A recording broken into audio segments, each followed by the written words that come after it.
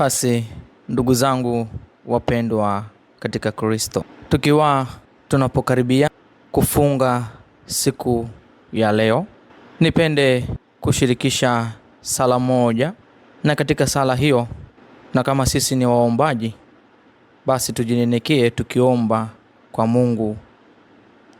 Mungu, unifanye niwe tajiri wa afya, maskini wa maradhi, tajiri wa furaha, maskini wa huzuni, tajiri wa kiasi, maskini wa tamaa, tajiri wa tabasamu, maskini wa ndita, tajiri wa mema, maskini wa dhambi, tajiri wa kicheko, maskini wa majonzi, tajiri wa kutoa, maskini wa kupokea, tajiri wa upendo, maskini wa kisasi, tajiri wa mafanikio, maskini wa wivu, tajiri wa ukimya, maskini wa kelele, tajiri wa kupuuza, maskini wa hila, tajiri wa bidii, maskini wa uvivu, tajiri wa utii, maskini wa kiburi.